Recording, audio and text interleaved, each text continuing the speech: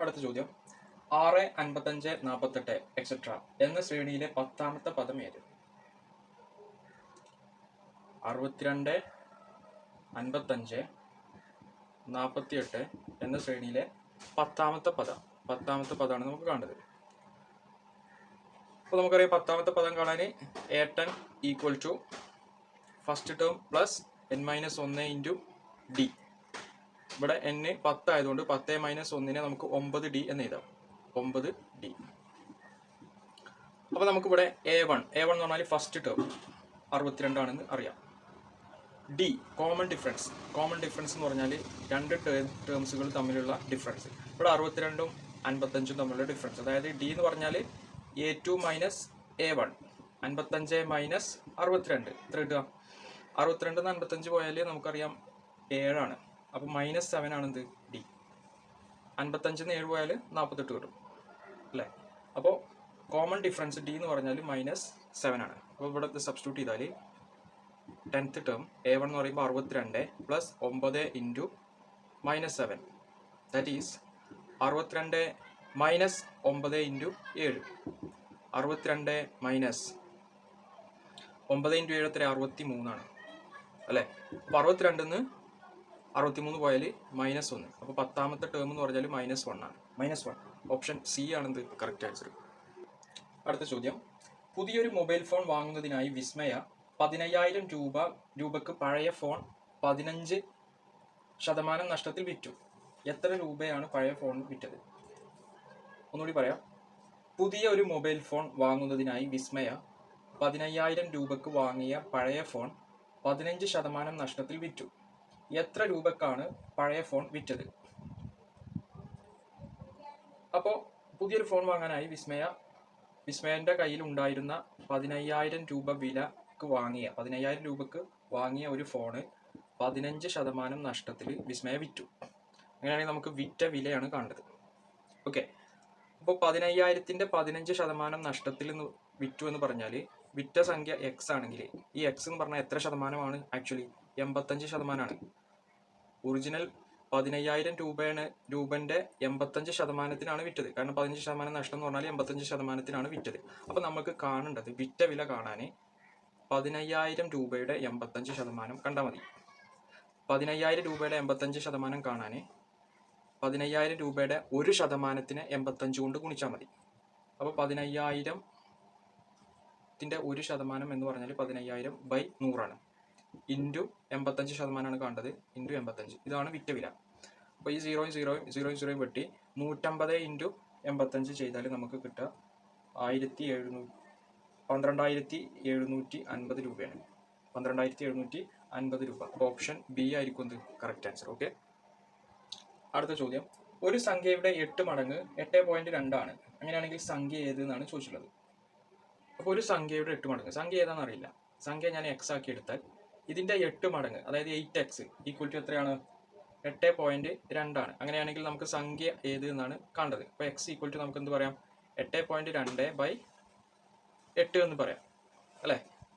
അപ്പോൾ ഇത് ചെയ്യുമ്പോൾ നമ്മൾ 82നെ 8 കൊണ്ട് ഹരിച്ചിട്ട് കിട്ടുന്ന റിസൾട്ടിന് ഒരു ഡെസിമൽ പുറകെ കിട്ടാൽ മതി. അപ്പോൾ 82/8 ചെയ്യുമ്പോൾ 2 കൊണ്ട് വെട്ടിയാൽ ഇവിടെ 4 വരും. 82 ഇവിടെ 41 വരും അല്ലേ? അപ്പോൾ 41/4നെ എനിക്ക് 40ൽ 10 എണ്ണം ഉണ്ട് 4 അല്ലേ? അപ്പോൾ 10 ശിഷ്ടം 1 ആണ്. 1/4 എന്ന് എഴുതാം. 10 അല്ലേ?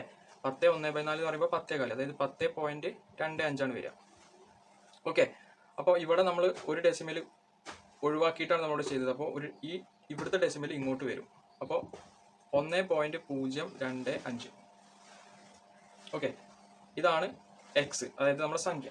അപ്പോൾ നമ്മൾ ഓപ്ഷൻ നോക്കുമ്പോൾ ഓപ്ഷൻ എ ആണെന്ത് കറക്റ്റ് ആൻസർ. ഓക്കെ, അടുത്ത ചോദ്യം, 10 സംഖ്യകളുടെ ശരാശരി 125 ആണ്. ഇതിൽ നിന്നും ഒരു സംഖ്യ ഒഴിവാക്കിയപ്പോൾ ശരാശരി 118 ആയി എങ്കിൽ ഒഴിവാക്കിയ താഴെ തന്നിരിക്കുന്നതിൽ ഏത് സംഖ്യ ഏത്? നമ്മളോട് പറഞ്ഞിട്ടുള്ളത് 10 സംഖ്യകൾ ഉണ്ടായിരുന്നു. ഈ 10 സംഖ്യകളുടെ ശരാശരി എത്രയാണ്? 125 ആയിരുന്നു. ഇതിൽ നിന്നും ഒരു സംഖ്യ ഒഴിവാക്കിയപ്പോൾ ശരാശരി 118 ആയി. എന്ന് വെച്ചാൽ ഒരു സംഖ്യ ഒഴിവാക്കിയാൽ പിന്നെ എത്ര സംഖ്യകൾ ഉണ്ടാവുക? 9 സംഖ്യകൾ ഉണ്ടാവുക. ഈ 9 സംഖ്യകളുടെ ശരാശരി എത്രയാണ്? 118 എന്ന് തന്നിട്ടുണ്ട്. അപ്പോൾ നമുക്ക് ഒഴിവാക്കിയ സംഖ്യയുടെ ശരാശരി സംഖ്യ ഏതാണെന്നാണ് കണ്ടത്, ഒഴിവാക്കിയ സംഖ്യ. ഓക്കെ, അപ്പോൾ നമുക്ക് ആവറേജിൻ്റെ ഇക്വേഷൻ എടുത്താൽ ഇവിടെ നമുക്കറിയാം ആവറേജ് എന്ന് പറഞ്ഞാൽ സം ഡിവൈഡഡ് ബൈ നമ്പേഴ്സ് ആണ്. സം എന്ന് പറഞ്ഞാൽ ഇവിടെ 10 സംഖ്യകളാണുള്ളത്. ഈ 10 സംഖ്യകളുടെ സമ്മ് എന്ന് പറഞ്ഞാൽ ഈ 9 സംഖ്യകളുടെ സമ്മിൻ്റെ കൂടെ ഈ ഒഴിവാക്കിയപ്പെട്ട സംഖ്യ കൂടി കൂട്ടിയാലല്ലേ നമുക്ക് എഴുതാൻ പറ്റുള്ളൂ. ഈ 9 സംഖ്യകളുടെ സമ്മ് എന്ന് പറഞ്ഞാൽ 9 × 18, 9 × 118, 9 × 118. 9 × 118 എന്ന് പറഞ്ഞാൽ ഈ 9 സംഖ്യകളുടെ ടോട്ടൽ ആണ് 9 × 18 പ്ലസ് ഒഴിവാക്കിയ സംഖ്യ കൂടി കൂട്ടിയാൽ 10 സംഖ്യകളായി. ഡിവൈഡഡ് ബൈ 10 ചെയ്താൽ നമുക്ക് ശരാശരി എത്രയാണ്? 125. അപ്പോൾ നമ്മൾ ഈ ഇക്വേഷൻ എക്സ് കണ്ടാൽ മതി. ഓക്കെ, അപ്പോൾ ഈ 10 ഇങ്ങോട്ട് കൊണ്ടുവന്നാൽ 9 × 118 പ്ലസ് എക്സ് ഈക്വൽ ടു 125 0, 10 അങ്ങോട്ട് കൊണ്ടുപോയാൽ. So x equal to 1250 minus 9 × 118. 9 × 118 നമുക്ക് ഇവിടെ കിട്ടുക, ഇവിടെ 1250 ഉണ്ട്, മൈനസ് 9 × 118 1062 ആണ് കിട്ടുക. അപ്പോൾ 1250 നിന്ന് 1062 പോയാൽ ബാക്കി 188. അപ്പോൾ നമ്മുടെ സംഖ്യ എന്ന് പറയുന്നത് എത്രയാണ്? ഒഴിവാക്കിയ സംഖ്യ 188 ആണ്. 188. ഓക്കെ, അടുത്ത ചോദ്യം നമ്മൾ ചോദിച്ചുള്ളത് അശ്വിൻ 300 കിലോമീറ്റർ ദൂരം ശരാശരി 40 കിലോമീറ്റർ വേഗതയിൽ ബസ്സിൽ യാത്ര ചെയ്തു. ശരാശരി 50 കിലോമീറ്റർ വേഗതയിൽ കാറിലായിരുന്നു ഇദ്ദേഹം യാത്ര ചെയ്തിരുന്നത് എങ്കിൽ എത്ര സമയം ലാഭിച്ചു കാണും? അപ്പോൾ അശ്വിൻ 300 കിലോമീറ്റർ ദൂരം 40 km/h സ്പീഡിൽ ബസ്സിൽ യാത്ര ചെയ്തു. ഇദ്ദേഹം ഇതേ ദൂരം, അതായത് 300 കിലോമീറ്റർ ദൂരം 50 km/h കാറിലാണ് യാത്ര ചെയ്തിരുന്നത് എങ്കിൽ എത്ര സമയം ലാഭിക്കാമായിരുന്നു എന്നാണ് ചോദ്യം. അപ്പോൾ ബസ്സിൽ യാത്ര ചെയ്ത സമയം T1 കാറിൽ യാത്ര ചെയ്ത സമയം T2 എടുത്താൽ ഇത് ഡിസ്റ്റൻസ് ആണ് D, രണ്ടും സെയിം ആണ്. ബസ്സിൻ്റെ സ്പീഡ് V1 കാറിൻ്റെ സ്പീഡ് V2 എടുത്താൽ നമുക്ക് ബസ്സിൽ പോകുമ്പോഴുള്ള ടൈം T1 ഈക്വൽ ടു എന്ത് ചെയ്താം? Distance by V1 velocity. Distance 300 kilometre divide by V1 എത്ര? 40 km/h. ദാറ്റ് ഈസ് 0 0 വെട്ടി 30-നെ 2 കൊണ്ട് വെട്ടിയാൽ 15, 4-നെ 2 കൊണ്ട് വെട്ടിയാൽ 2. അപ്പോൾ 15/2 അവർ എന്നാണ് കിട്ടുക.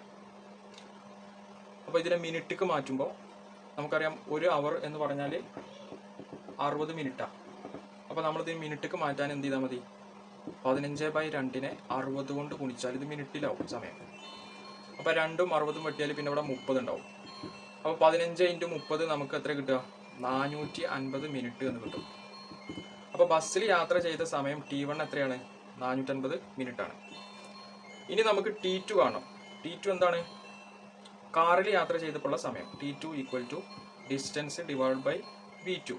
That is 300 kilometre divide by 50 km/h ആണ്. 0 0 വെട്ടി 30-ൽ എത്ര 5 ഉണ്ട്? 6. 5 വെട്ടിയാൽ ദാറ്റ് ഈസ് 6 അവർ എന്നാണ് കിട്ടുക. ഇതിനെ മിനിറ്റിക്ക് മാറ്റാൻ 6 × 60 മിനിറ്റ്. 6 × 60 360 മിനിറ്റാണ് കാറിൽ യാത്ര ചെയ്യുമ്പോഴുള്ള സമയം. അപ്പോൾ നമുക്ക് ടൈം ഡിഫറൻസ് ആണ് കാണേണ്ടത്. ടൈം ലാഭിക്കുക എന്ന് പറഞ്ഞാൽ എത്ര സമയം ലാഭിക്കും എന്ന് പറഞ്ഞാൽ നമുക്ക് കാണേണ്ടത് ടൈം ഡിഫറൻസ് ആണ്. അതായത് T1 - T2 ആണ് കാണേണ്ടത്. T1 എത്ര?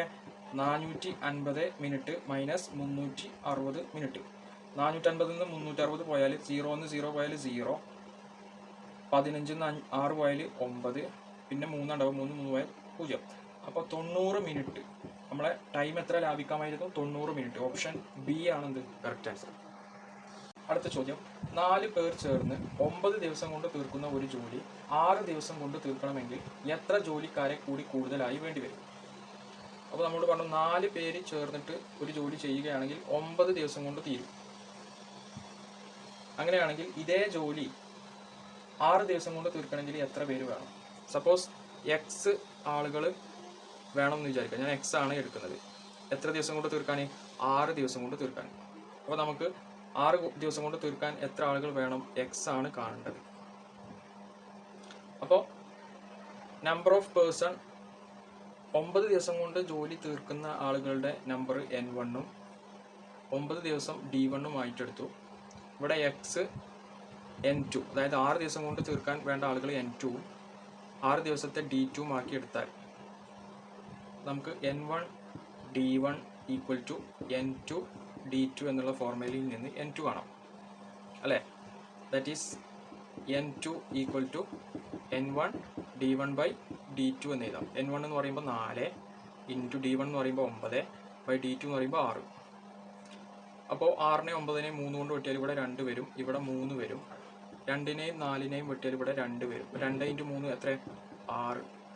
അതായത് 6 ദിവസം കൊണ്ട് തീർക്കാൻ എത്ര ആൾക്കാർ വേണം? 6 ആളുകൾ വേണം.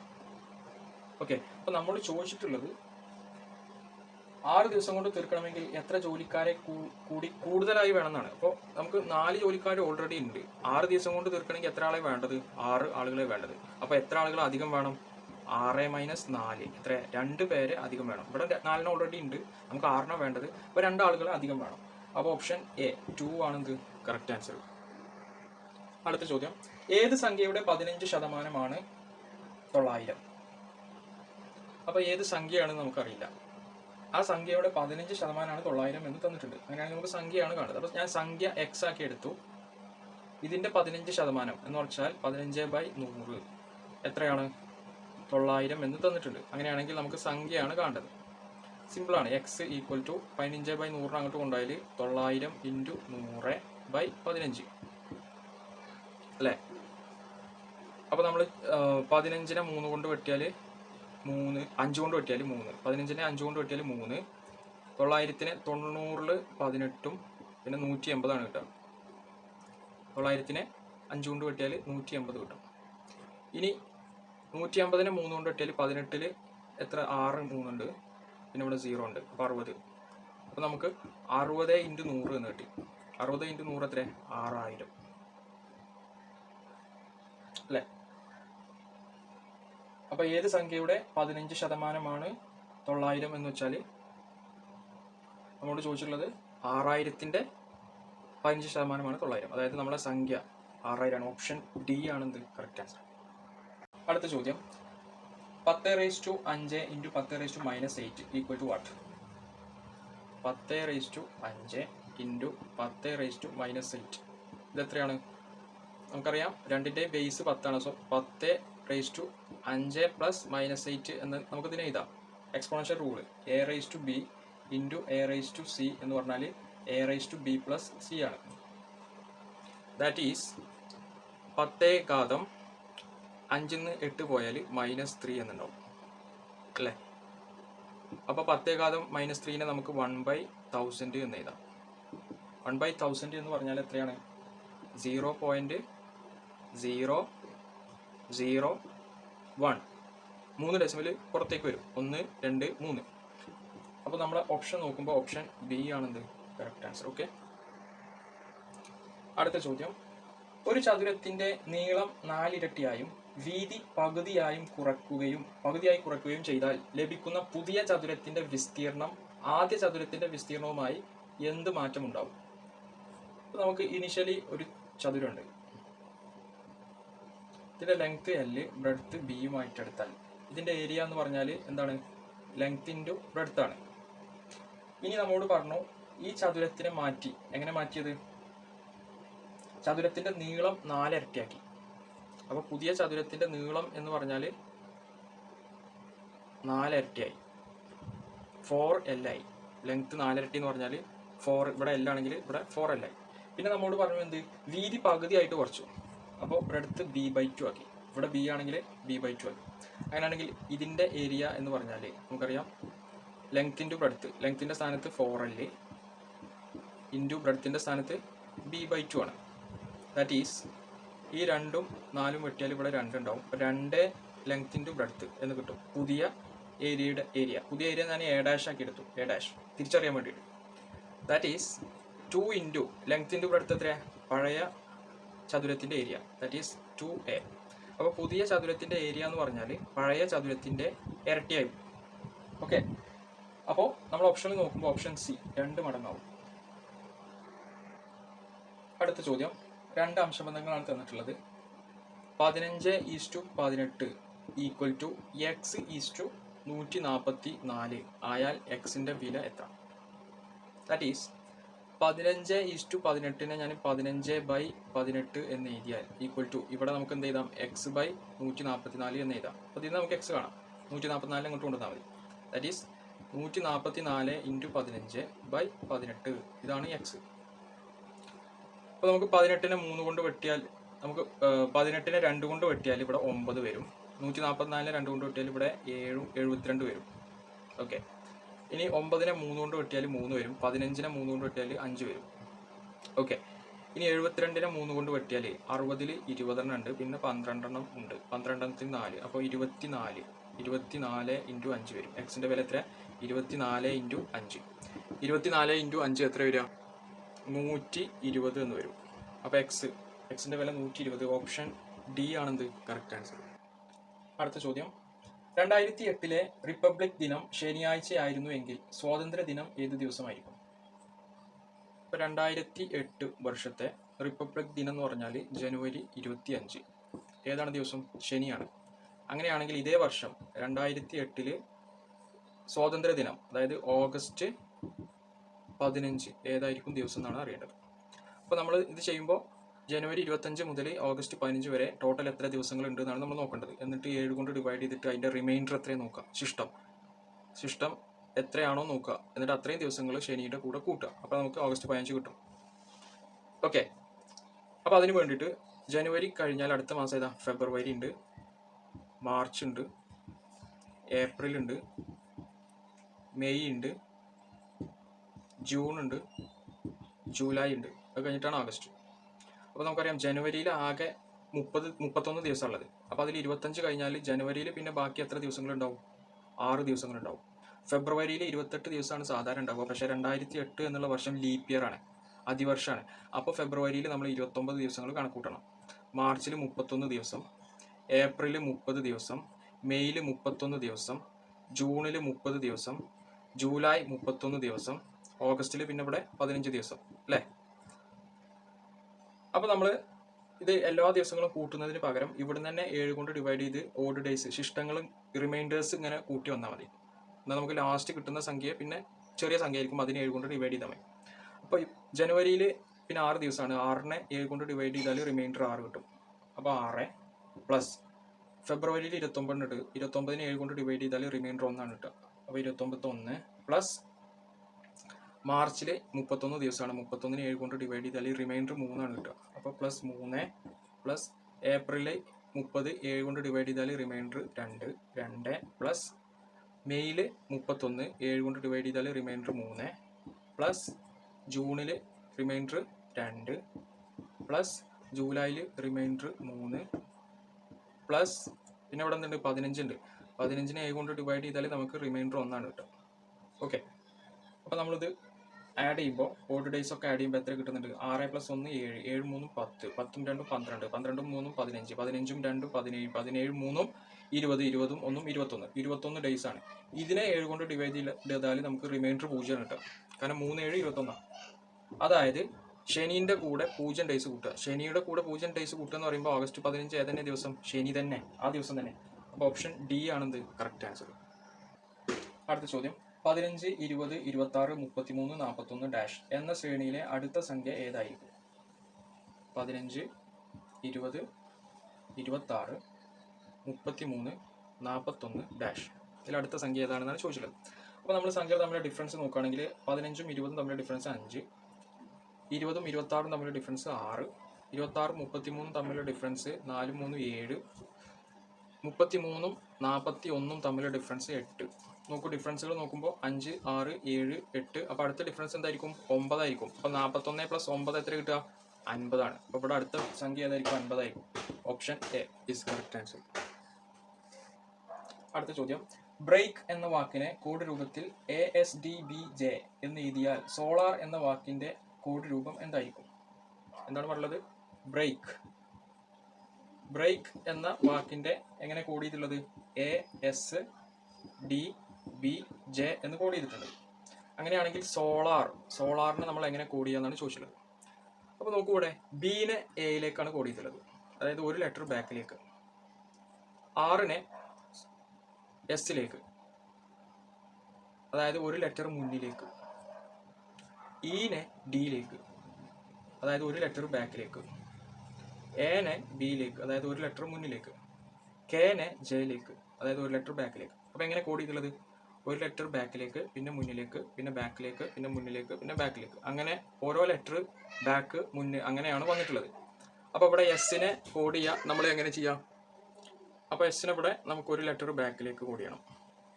ഒനെ ഒരു ലെറ്റർ മുന്നിലേക്ക്, എല്ലിനെ ഒരു ലെറ്റർ ബാക്കിലേക്ക്, എനെ ഒരു ലെറ്റർ മുന്നിലേക്ക്, ആറിനെ ഒരു ലെറ്റർ ബാക്കിലേക്ക്. ഇങ്ങനെയാണ് കോഡ് ചെയ്യേണ്ടത് അല്ലേ? അപ്പോൾ എസിന് ഒരു ലെറ്റർ ബാക്കിലേക്ക് എന്ന് പറയുമ്പോൾ 6, കാരണം ആറ് കഴിഞ്ഞിട്ടാണ് എസ്. ഓനെ കഴിഞ്ഞാൽ ഓനെ ഒരു ലെറ്റർ മുന്നിലേക്ക് എന്ന് പറഞ്ഞാൽ പി, ഒ പി. ഓക്കെ. എല്ലിന്റെ ഒരു ലെറ്റർ ബാക്കിലേക്ക് എന്ന് പറഞ്ഞാൽ കെ, കെ കഴിഞ്ഞിട്ടാണ് എല്. അപ്പോൾ ഒരു ലെറ്റർ ബാക്കിലേക്ക് പറയുമ്പോൾ കെ. എന്റെ ഒരു ലെറ്റർ മുന്നിലേക്ക് എന്ന് പറഞ്ഞാൽ ബി. ആറിനെ ഒരു ലെറ്റർ ബാക്കിലേക്ക് എന്ന് പറഞ്ഞാൽ എസ്, സോറി ക്യൂ. അപ്പോൾ നമ്മളെ റിസൾട്ടന്റ് കോഡ് എന്ന് പറഞ്ഞാൽ RPKBQ ആയിരിക്കും. RPKBQ. ഓപ്ഷൻ സി ആണ് ഇത് കറക്റ്റ് ആൻസർ. ഓക്കെ. അടുത്ത ചോദ്യം. ഒരു ഫോട്ടോയിലെ സ്ത്രീയെ ചൂണ്ടിക്കാട്ടി എൽദോ പറഞ്ഞു, ഇവരുടെ അമ്മയുടെ സഹോദരൻ എൻ്റെ അമ്മയുടെ അച്ഛൻ്റെ ഒരേ ഒരു മകനാണ്. എങ്കിൽ എൽദോക്ക് ഈ സ്ത്രീയുമായുള്ള ബന്ധം എന്ത്? അപ്പോൾ എൽദോ ഒരു ഫോട്ടോയിലെ സ്ത്രീയെ ചൂണ്ടിക്കാട്ടി, ഇവിടെയാണ് സ്ത്രീ. ഈ സ്ത്രീയെ ചൂണ്ടിക്കാണിച്ചിട്ട് എൽദോ പറഞ്ഞു, ഇവരുടെ അമ്മയുടെ സഹോദരൻ, അതായത് ഈ സ്ത്രീയുടെ അമ്മ ഇവിടെയാണ് വരിക. അമ്മയുടെ സഹോദരൻ, അപ്പൊ അമ്മയുടെ സഹോദരൻ ഇവിടെ വരും. എൻ്റെ അമ്മയുടെ, അതായത് ഈ സഹോദരൻ, ഈ സ്ത്രീയുടെ അമ്മയുടെ സഹോദരൻ എൻ്റെ അമ്മയുടെ, അതായത് എൽദോയുടെ അമ്മയുടെ. അപ്പൊ എൽദോ ഇവിടെ ഉണ്ടെന്ന് വിചാരിക്കാം. എൽദോ, ഇതാണ് എൽദോ, പറയുന്ന ആളാണ് എൽദോ. എൻ്റെ അമ്മയുടെ, എൽദോയുടെ അമ്മയുടെ അച്ഛൻ്റെ, എൽദോയുടെ അമ്മയുടെ അച്ഛൻ ഇവിടെയാണ് വരിക. ഒരേ ഒരു മകനാണ്. അപ്പോൾ ഇയാളുടെ ഒരേ ഒരു മകനാണ് ഇതെന്ന് പറഞ്ഞാൽ ഇവര് എന്താണ്? സഹോദരന്മാരാണ്. ഓക്കെ. സ്ത്രീയുടെ അമ്മയും എൽദോയുടെ അമ്മയും പിന്നെ അവർക്കൊരു സഹോദരനും, ഒരേ ഒരു മകൻ എന്ന് പറഞ്ഞാൽ ഒരു സഹോദരനാണുള്ളത്. അപ്പോൾ നമ്മോട് ചോദിച്ചിട്ടുള്ളത് എൽദോക്ക് സ്ത്രീയുമായിട്ടുള്ള ബന്ധം എന്ത്? എൽദോക്ക് സ്ത്രീയുമായിട്ടുള്ള ബന്ധമാണ് നമ്മൾ അറിയേണ്ടത്. അപ്പോൾ നമ്മൾ ഓപ്ഷൻ നോക്കുമ്പോൾ അമ്മ, സഹോദരി, മുത്തശ്ശി, അമ്മായി. അമ്മയല്ല, മുത്തശ്ശിയല്ല, അമ്മായി അല്ല. അമ്മായി എന്ന് പറഞ്ഞാൽ നമുക്കറിയാം ഇതാണ് അമ്മായി, അതായത് എൽദോന്റെ അമ്മയുടെ സഹോദരിയാണ് അമ്മായി. ഓക്കെ. പിന്നെ എന്ത് വരാൻ സാധ്യതയുള്ളൂ? സഹോദരിയാണ്. കാരണം അമ്മയുടെ സഹോദരിയുടെ മകള് സഹോദരിയാണ്. ഇനിയിപ്പോ ഈ സ്ത്രീ തന്നെയാണ് ഈ സ്ത്രീയുടെ അമ്മ എന്തെങ്കിൽ, അതായത് എൽദോയുടെയും ഈ സ്ത്രീയുടെയും അമ്മ ഒരാളാണെങ്കിൽ അങ്ങനെയും വരാം. കാരണം നമുക്ക് അങ്ങനെ ഒരു കൺഫർമേഷൻ നമുക്ക് ചോദ്യത്തിൽ നിന്ന് കിട്ടില്ല. പക്ഷെ ഏറ്റവും ആപ്റ്റ് ആയിട്ടുള്ള ഓപ്ഷൻ എന്ന് പറയുന്നത് ഓപ്ഷൻ ബി തന്നെയാണ്, സഹോദരി. ഓക്കെ. അടുത്ത ചോദ്യം. താഴെ തന്നിരിക്കുന്നവയിൽ കൂട്ടത്തിൽ പെടാത്ത സംഖ്യ ഏത്? സംഖ്യകൾ 1000, 8000, 16000, 27000 ഇങ്ങനെയാണ് സംഖ്യകൾ തന്നിട്ടുള്ളത്. ഇതിൽ കൂട്ടത്തിൽ പെടാത്തത് ഏതാണെന്ന് ചോദിച്ചിട്ടുള്ളത്. അപ്പോൾ 1000 എനിക്ക് 10⁻3 എന്ന് എഴുതാം, 10 ക്യൂബ്. 8000 എനിക്ക് 20ന്റെ ക്യൂബ് എന്ന് എഴുതാം. അതേപോലെ തന്നെ 27000 എനിക്ക് 30ന്റെ ക്യൂബ് എന്ന് എഴുതാം. ഓക്കെ. അപ്പോൾ 10 ക്യൂബ്, 20 ക്യൂബ്, 30 ക്യൂബ്. 16000 എനിക്ക് ഏതെങ്കിലും ഒരു സംഖ്യയുടെ ക്യൂബായിട്ട് എഴുതാൻ കഴിയില്ല. കാരണം 16000 എനിക്ക് ക്യൂബായിട്ട് ഇവിടെ എഴുതാൻ കഴിയില്ല. അപ്പോൾ ഇവിടെ ഒറ്റപ്പെട്ടത് ഏതാണ്? 16000 ആണ്. ഓക്കെ. 16 നമുക്ക് ഒന്നിൻ്റെയും ക്യൂബല്ല, 16 ഒന്നിൻ്റെയും ക്യൂബല്ല. അപ്പോൾ ഒറ്റപ്പെട്ടത് ഇവിടെ 16000 ആണ്. ഓപ്ഷൻ സി ആണ് ഇത് കറക്റ്റ് ആൻസർ. അടുത്ത ചോദ്യം. ഒരു ക്ലോക്കിൽ 4 മണിയാകുമ്പോൾ മണിക്കൂർ സൂചിയും മിനിറ്റ് സൂചിയും തമ്മിലുള്ള കോണളവ് എത്ര? അപ്പോൾ ഒരു ക്ലോക്കിൽ സമയം 4 മണിയാണ്. അങ്ങനെയാണെങ്കിൽ മണിക്കൂർ സൂചിയും മിനിറ്റ് സൂചിയും തമ്മിലുള്ള കോണളവ് തീറ്റ ഈക്വൽ ടു നമുക്കറിയാം 30h മൈനസ് 11/2 ഇൻറ്റു എം ആണ്. ഇവിടെ h 4 ആണ്, m 0 ആണ്. That is 30 into h 4 minus 11/2 into 0. അപ്പോൾ 30 ഇൻറ്റു 4 എത്ര കിട്ടുക? 120 ഡിഗ്രി. അപ്പോൾ ആംഗിൾ എത്രയാണ്? 120 ഡിഗ്രി. ഓപ്ഷൻ സി ആണെന്ത് കറക്റ്റ് ആൻസർ. അടുത്ത ചോദ്യം, അൻഷ വീട്ടിൽ നിന്ന് 3 കിലോമീറ്റർ തെക്കോട്ടും തുടർന്ന് 4 കിലോമീറ്റർ കിഴക്കോട്ടും സഞ്ചരിച്ചാണ് കോളേജിലെത്തുന്നത്. എങ്കിൽ വീട്ടിൽ നിന്ന് കോളേജിലെത്തുന്നതിനുള്ള കുറഞ്ഞ ദൂരം എത്ര? അപ്പോൾ അൻഷ വീട്ടിൽ നിന്ന് കോളേജിലേക്ക് പോകുന്നത് ആദ്യം 3 കിലോമീറ്റർ തെക്കോട്ട് നടക്കും. 3 കിലോമീറ്റർ തെക്കോട്ട്, തുടർന്ന് 4 കിലോമീറ്റർ കിഴക്കോട്ട്. 4 കിലോമീറ്റർ കിഴക്കോട്ട്. അങ്ങനെയാണെങ്കിൽ വീട്ടിൽ നിന്നും കോളേജിലേക്കുള്ള കുറഞ്ഞ ദൂരം, അപ്പോൾ ഇതാണ് കോളേജ്, ഈ ദൂരമാണ് നമുക്ക് കാണേണ്ടത്. കുറഞ്ഞ ദൂരം എന്ന് പറയുമ്പോൾ ഇതാണ്. അപ്പോൾ നമ്മൾ ഇതിങ്ങനെ നോക്കുമ്പോൾ ഒരു മട്ടത്രികോണമാണ് അല്ലേ? അപ്പോൾ മട്ടത്രികോണത്തിൻ്റെ പൈതഗോറസ് സിദ്ധാന്തം അനുസരിച്ച് നമുക്കറിയാം കർണം സ്ക്വയർ ഈക്വൽ ടു എന്താണ്? പാദം സ്ക്വയർ പ്ലസ് ലംബം സ്ക്വയർ ആണ്. That is d square equal to 4 square 16 plus 9 എത്ര കിട്ടുക? 25. അപ്പോൾ ഡി സ്ക്വയർ 25. അപ്പോൾ ഡി എന്ന് പറഞ്ഞാൽ റൂട്ട് 25 എത്ര? 5. അപ്പോൾ ഡീൻ്റെ വാല്യൂ എത്രയാണ്? 5. ഓപ്ഷൻ എ ആണെന്ത് കറക്റ്റ് ആൻസർ. 5 കിലോമീറ്റർ ആണ് കുറഞ്ഞ ദൂരം. അടുത്ത ചോദ്യം, ഹാഷ് ഗുണനത്തെയും അറ്റ് ഹരണത്തെയും സ്റ്റാർ സങ്കലനത്തെയും പെർസെൻറ്റേജ് വ്യവകലനത്തെയും സൂചിപ്പിച്ചാൽ 16 അറ്റ് 2 സ്റ്റാർ 3 ഹാഷ് 4 പെർസെൻറ്റേജ് 10 ഇതിൻ്റെ വില എത്ര എന്നാണ് ചോദിച്ചിട്ടുള്ളത്. അപ്പോൾ നമുക്ക് കാണേണ്ടത് 16 അറ്റ് 2 സ്റ്റാർ 3 ഹാഷ് 4 പെർസെൻറ്റേജ് 10 ഇതിൻ്റെ വിലയാണ് നമുക്ക് കാണേണ്ടത്. അപ്പോൾ നമ്മൾ ഈ ചിഹ്നങ്ങളൊക്കെ ഒന്ന് മാറ്റാം.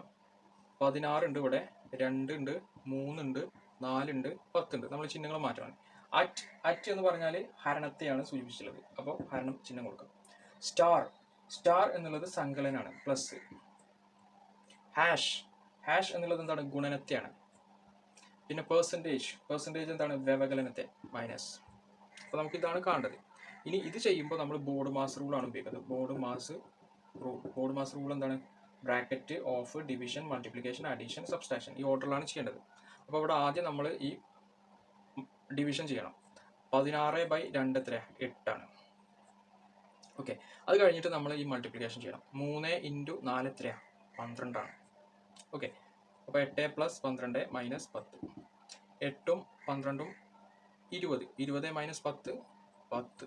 അപ്പോൾ നമ്മുടെ ഫൈനൽ ആൻസർ 10 ആണ് വരിക. Option D.